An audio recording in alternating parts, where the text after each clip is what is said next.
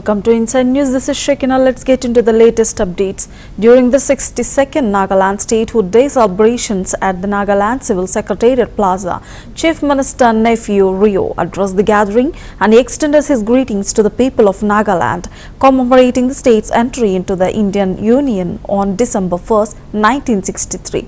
In a speech, Rio emphasized the enduring relevance of President S. Radhakrishna's message of peace and development and reaffirmed his government's commitment to inclusivity, particularly in addressing the Eastern Nagaland People's Organization issue.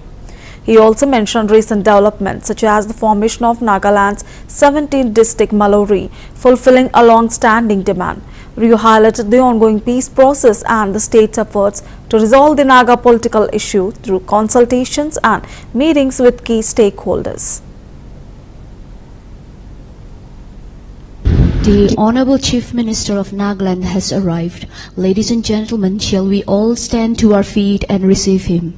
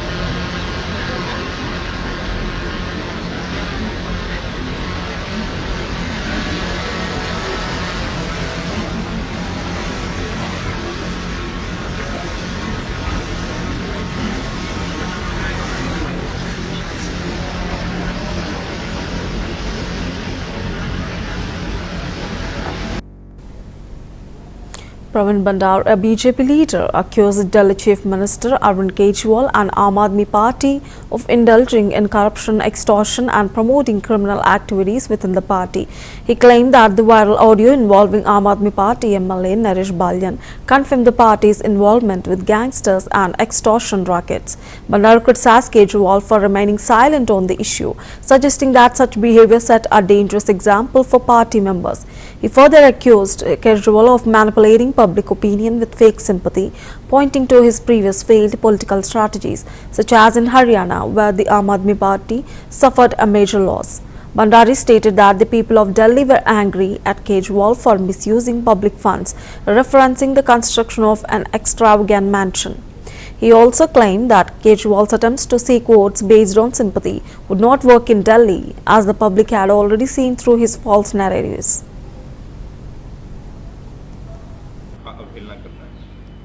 देखिए, अरविंद केजरीवाल जी और आम आदमी party आज criminal आदमी party हो चुकी है। हर व्यक्ति जो आम आदमी पार्टी के अंदर है, उसका मकसद ये होता है कि अरविंद केजरीवाल जी को खुश करने के लिए या तो वो घूस खाता है, भ्रष्टाचार करता है या एक्सटॉर्शन करता है। अरविंद केजरीवाल जी नरेश बालियान और नरेश यादव के ऑडियो पे इसीलिए चुप हैं क्योंकि उनको पता है कि इसके पीछे सच है। और हर आम आदमी पार्टी का व्यक्ति जानता है कि जब उनका शीर्ष नेता अरविंद केजरीवाल जी के खुद के घर में उनके member of parliament Swati Maliwal के साथ में अरविंद केजरीवाल जी के करीबी मार पिटाई करते हैं, उनको असॉल्ट करते हैं, तो एक मैसेज हर कार्डर के अंदर और एमएलए के अंदर जाता है कि अगर आम आदमी पार्टी में प्रमोशन चाहिए, एक्सटॉर्शन करो, मारपीट करो या झूठ फरेब बोलो। इसीलिए दिल्ली की जनता उनके घमंड को चूर चूर करना चाहती है और आम आदमी पार्टी को दिल्ली की सत्ता से हटाना चाहती है। आम आदमी पार्टी जरूर ये बोलेगी कि उनके ओपोनेंट ने ऐसा कराया है।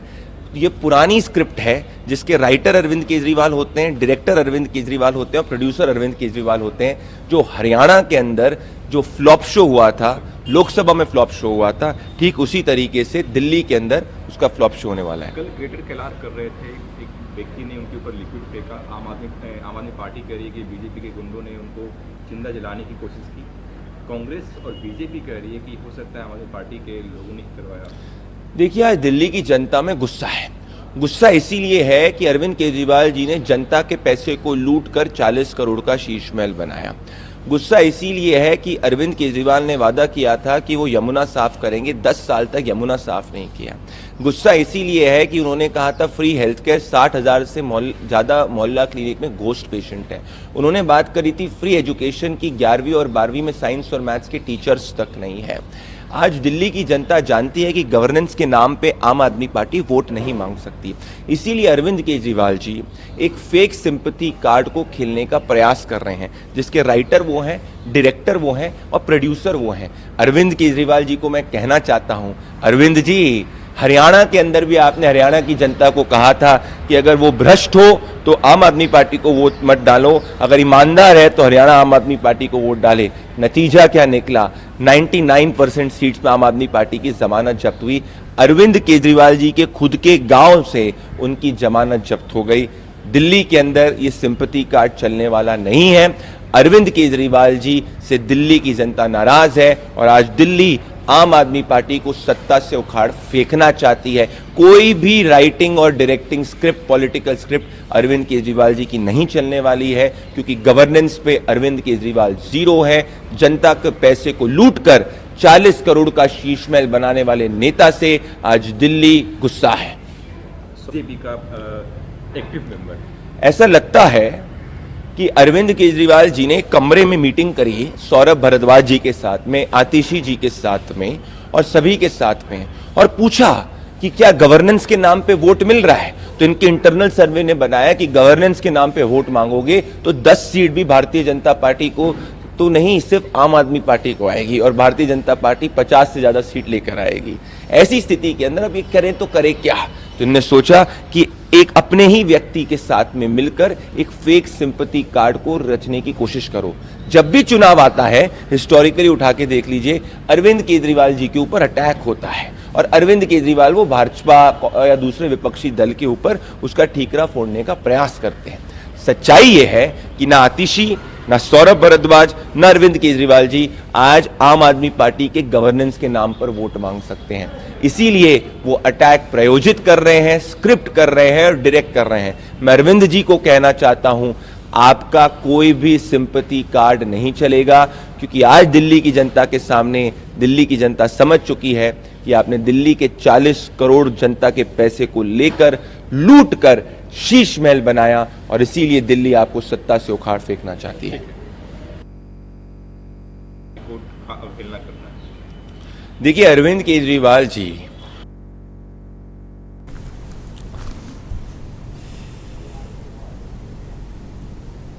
Surendra Rajput, the Congress leader, reacted to UP Deputy CM Brajesh Pathak's recent statements targeting Arvind Kejriwal, former Delhi CM and Aam Aadmi Party national convener.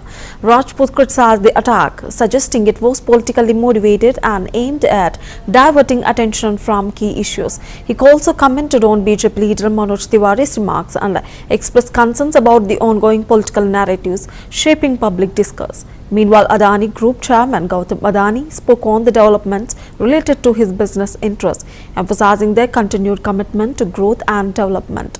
Additionally, ISKCON reported the arrest of 2 more monks in Bangladesh, which drew international attention, while Samajwadi Party chief Akhilesh Yadav voiced his concerns about the political climate and handling of recent issues in the state.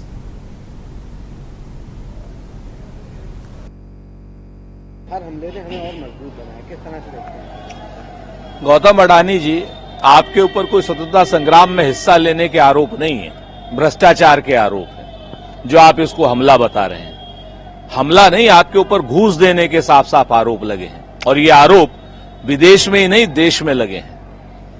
कैसे आपने सारे संसाधनों पर कब्जा कर रखा है सत्ता के सहयोग से, लोग कहते हैं भारतीय जनता पार्टी के शीर्ष नेतृत्व के सहयोग से, उन पर आपको जवाब देना चाहिए। जवाब आपको यह भी देना चाहिए कि कैसे आपका रेल पे, तेल पे, भेल पे या क्या नाम बंदरगाहों पर, एयरपोर्ट पर, सड़क के निर्माण पर, पावर ट्रांसमिशन पर, पावर पर, हर जगह पर आप ही का कब्जा क्यों? क्या कोई और उद्योगपति नहीं है देश में? कोई और लोग नहीं है देश में? सच बात यह है कि आपके ऊपर गंभीर भ्रष्टाचार के आरोप है। बेहतर है अपने आप को शहीद बताने की जगह आप उन आरोपों का पुष्ट जवाब दें और बताएं कि वो पैसा गया तो गया कहां। और हर आरोपी अपने आप को आरोप सिद्ध होने तक निर्दोष ही बताता है, तो आप कोई नई बात नहीं कर रहे हैं। इसलिए बेहतर हो आप हिंदुस्तान के कानून के सम्मुख भी प्रस्तुत हो, और अगर आपको मजबूत बनाया है तो एक टिकट खरीदिए, अमेरिका चले जाइए। एक और बड़ा अहम सवाल है, कल लेकिन पुलिस द्वारा रोक दिया गया, उसके बाद उप मुख्यमंत्री ब्रजेश पाठक ने बात कही कि वो वहाँ पे राजनीतिक पर्यटन के लिए जा रहे थे। हम हर तरह से नजर रखे हुए कानून व्यवस्था पूरी तरह से मेंटेन। झांसी में 17 बच्चे नवजात शिशु आपके विभाग में काल कवलित हो गए थे जल करके इलेक्ट्रिक उसमें फायर में, तो क्या आप पर्यटन के लिए गए थे ब्रजेश पाठक जी? सच बात यह है कि आदमी सहानुभूति के लिए जाता है, संवेदना के लिए जाता है, और आप ही की पार्टी के बड़े बड़े प्रवक्ता टीवी चैनलों पर बैठकर हमसे पूछते हैं कि आप लोग संभल क्यों नहीं गए। तो क्या आपका ये जवाब है कि धार्मिक पर्यटन के लिए या वैसे पर्यटन के लिए जाया जाता है? सच बात यह है कि ये मूल रूप से आप लोगों ने हत्या कराई है, संस्थागत हत्या है शासन और प्रशासन के द्वारा, निर्दोषों को मारा गया है। अगर आप लोगों ने निर्दोषों पर गोली नहीं चलाई होती या भीड़ को नहीं उकसाया होता, हर मस्जिद के नीचे मंदिर ढूंढने की नहीं कुत्सित प्रयास करा करके हिंदू मुसलमान नहीं कराया होता, तो किसी को कोई पर्यटन करने की आवश्यकता नहीं है। पूरे देश में एक बाढ़ सी आ गई है कि भारतीय जनता पार्टी और उनके सहयोगी लोग हर एक किसी के मकान के नीचे मंदिर या मस्जिद ढूंढ रहे हैं। उन्हें रोजगार ढूंढना चाहिए, उन्हें महंगाई खत्म करने के तरीके ढूंढने चाहिए। कल की डेट में मुख्यमंत्री आवास या प्रधानमंत्री आवास के नीचे कोई दावा कर दे कि यहां पर नीचे मंदिर है, तो क्या आप उसको खोद देंगे? सच बात यह है कि भारतीय जनता पार्टी सांप्रदायिक विभाजन करा रही है, हिंदू मुसलमान करा रही है। प्रतिनिधिमंडल संभल जा रहा था, हम शांति के पक्षधर हैं, हम चाहते हैं कि शांति और न्याय हो, लेकिन प्रशासन ने रोक दिया। वहां दोबारा सर्वे क्यों कराया गया? उन्होंने कहा कि सर्वे टीम के साथ भाजपा कार्यकर्ता क्यों गए? पूरे प्रकार से पीछे सरकार प्रशासन का हाथ है, उन्हें अन्याय किया है, भाजपा शांति नहीं चाहती। भारतीय जनता पार्टी, उसका शासन और प्रशासन जब से आम चुनाव हुआ है उत्तर प्रदेश में, तब से वो हताश है, निराश है, बौखलाया हुआ है, और उसे और कुछ नहीं समझ में आ रहा तो हिंदू मुसलमान कराने की कुत्सित प्रयास कर रहा है। हमारा आरोप है कि अगर आप किसी के भी मकान के नीचे आप मंदिर या मस्जिद बता करके एक तरफा कार्रवाई, इसका विरोध होगा। जिस तरीके से उस जज ने बिना दूसरे पक्ष को सुने हुए पक्षपातपूर्ण निर्णय दिया, कोर्ट कमिश्नर नियुक्त किया, उस पर भी सुप्रीम कोर्ट ने डांट लगाई है। और सच बात यह है कि श्री अखिलेश यादव जी ने सही कहा है कि भारतीय जनता पार्टी उत्तर प्रदेश नहीं पूरे देश में शांति नहीं चाहती, हिंदू मुसलमान करके सिर्फ जहर की फसल और वोटों की फसल काटना चाहती। राष्ट्रीय संयोजक अरविंद केजरीवाल पर एक व्यक्ति ने तरल पदार्थ फेंकने की कोशिश की, बाद में उस व्यक्ति को सुरक्षा कर्मियों ने पकड़ लिया। दिल्ली सीएम आतिशी ने प्रतिक्रिया दी है कि जिस व्यक्ति ने आज अरविंद केजरीवाल पर हमला किया वो भाजपा का गुंडा है। देखिए, हिंसा किसी भी तरीके की वो स्वीकार्य नहीं है। किसी भी नेता कोई अगर यात्रा कर रहा है, चाहे वो भारतीय जनता पार्टी का हो, कांग्रेस का हो, आप पार्टी का हो, सपा का हो, उसके ऊपर दूसरे दलों के इस तरीके के कार्यकर्ताओं के द्वारा हिंसा करना कठोर रूप से निंदनीय है। कठोर कानूनी और वैधानिक न्याय होना चाहिए, कठोर कार्रवाई होनी चाहिए।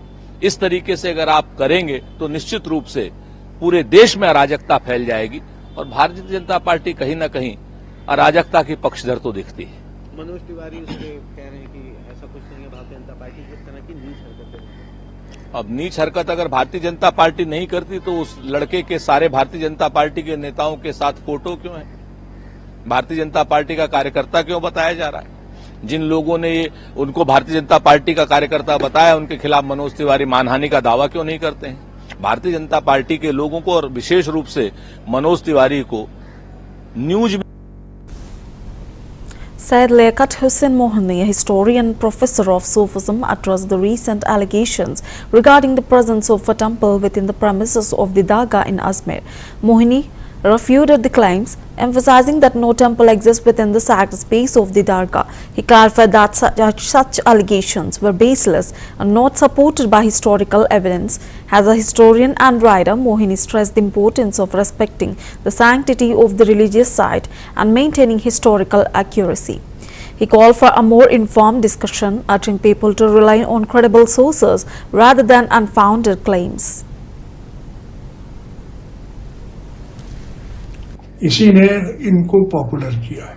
क्या दरगाह से भी किसी गैर मुस्लिम को कुछ तबरुकात दिए जाते थे, भेजा जाता था खर्चा? नहीं, बिल्कुल क्यों नहीं जाते थे। जितने राजा महाराजाओं को है आप तबरुकात, तो आपने एक नई बैच शुरू दी। फिर मैं एक बात करता हूँ, अच्छी याद आई। महाराजा अजीत सिंह जोधपुर के राजा थे, उनके बाप का जब देहांत हुआ वो छोटे थे। औरंगजेब ने जो रूल था शाही,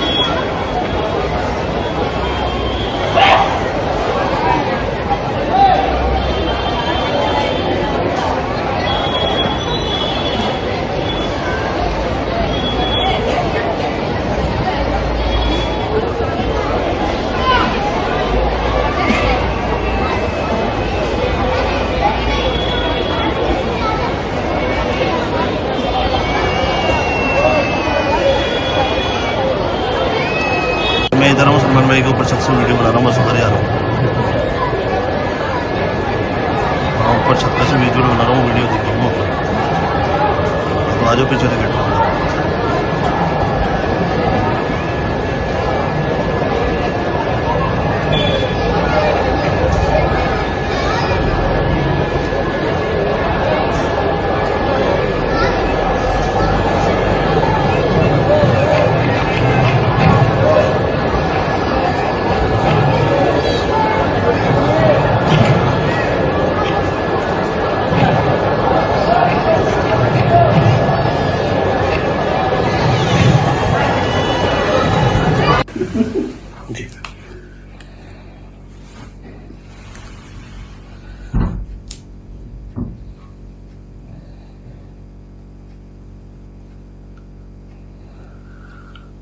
हार्ट की कह रहा है। ख्वाजा साहब ने उसको ब्लेसिंग्स भी दी और सेल भी दिए। अब देवों का मसला ऐसा था कि देवों में पहले दोनों चीज बनती थी, मीठा भी बनता था और बादशाहों ने कभी कभी अपने जहांगीर ने खिचड़ी बनवाई, शाहजहां ने मीट का बनवा लिया एक आध बार। ये नहीं कि दोनों लेकिन कम से कम 200-250 साल पहले से यहाँ सिर्फ मीठा दलिया क्या वो जर्दा नुमा जिसे आप कहते वो बनता और लोग उसको बड़ा से खाते। साहब, लगातार दरगाह में शिव मंदिर होने का दावा किया जा रहा है, क्या लग रहा है आपको? किस तरह की बातें, सच्चाई है इसमें कुछ? देखिए, लगातार लफ्ज़ पर भी मुझे एतराज है। कभी कदार ये बात आई है, शारदा साहब के ज़माने में जो किताब आई है वो मैंने देखी है, मैंने अपने किताब में उसको कोट भी किया और उसको रिफ्यूट भी किया है। उसकी वजह थी, कल भी मैं इंटरव्यू में कह चुका हूँ, मसला ये नहीं है, इसके पीछे बहुत लोगों की अपनी अपनी वो है सोच, और अच्छी भी होती है और जैसी उनकी सोच है मैं कुछ कहूँगा नहीं। लेकिन पहला मसला तो ये है कि इतना हिंदू दरगाह शरीफ में आता है और अकीदत से आता है, किसी उनके जहन में दूर दूर तक इस बात की बात नहीं है। आज से नहीं, 800 साल से, जब से ख्वाजा साहब का दरगाह के मज़ार बना है। आते हैं, उनकी श्रद्धा है, अपना मनोकामनाएँ पूरी होती हैं। कुछ एलिमेंट हर जगह होता है, मुसलमानों में भी, हिंदू में भी। West Bengal Governor C.V. Anand Bose inaugurated the Karshaka Pratibha Puraskaram 2023-24 in Thrissur, Kerala on November 30, 2024. The event aimed to recognize and honor outstanding contributions in the field of agriculture. During the inauguration, the governor expressed his admiration for the agriculture community and emphasized the importance of supporting and celebrating the hard work of farmers. He highlighted that such awards play a crucial role in motivating individuals to continue contributing towards the development and progress of the agricultural sector.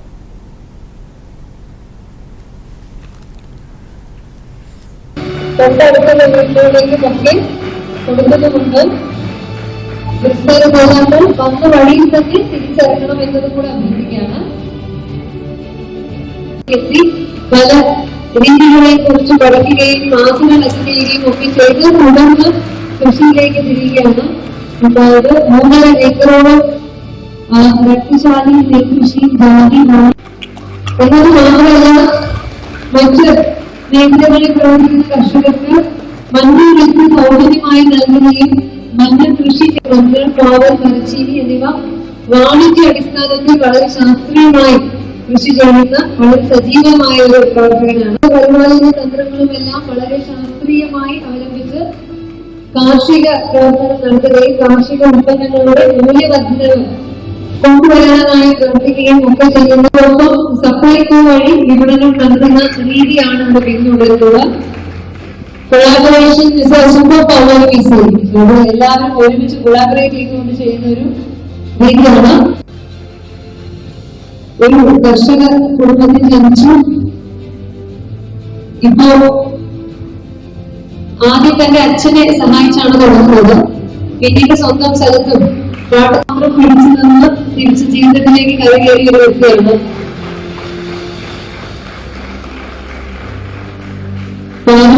കുട്ടി ചെയ്യുമ്പോൾ തൊട്ടടുത്തുള്ള കുട്ടിക്കും അത് ചെയ്യാനുള്ള ഒരു മോഹം വരും. അങ്ങനെ കൃഷിയിലേക്ക് തിരിയാൻ നമുക്ക് വരുന്ന പദ്ധതികൾക്കുള്ള ഉപകാരമാണ് എഴുതിയിട്ടുള്ള.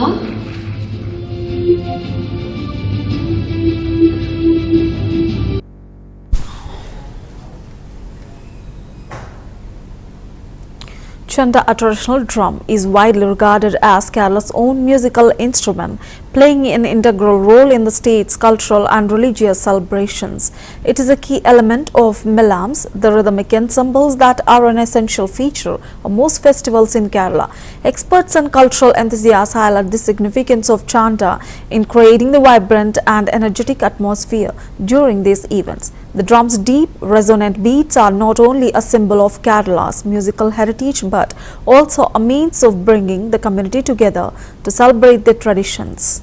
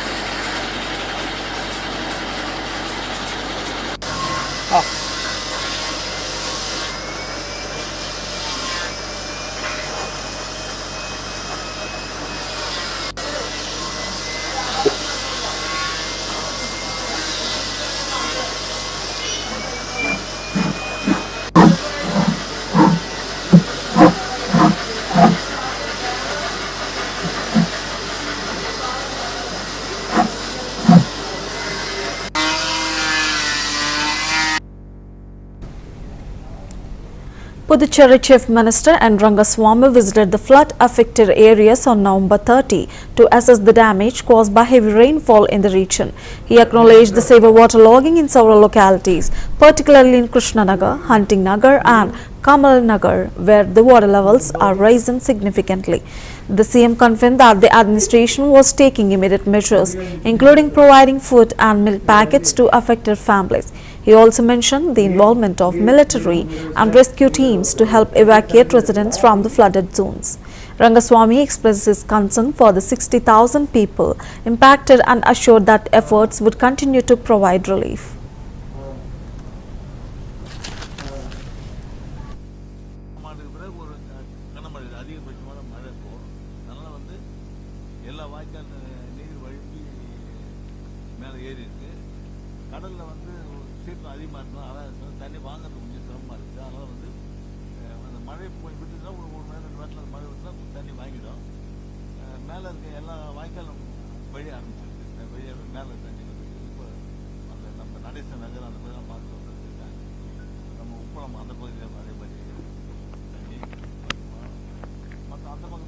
இந்த பக்கத்துல வந்து இப்ப கிருஷ்ணா சொல்லியிருந்தாங்க, கிருஷ்ணா நகர் நகர் இந்த கமல பாதி அளவு தண்ணி இருக்குது போக.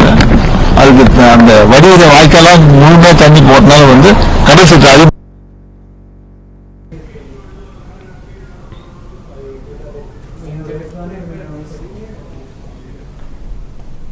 Well, these are the latest updates for Inside News. Stay tuned to CVR English.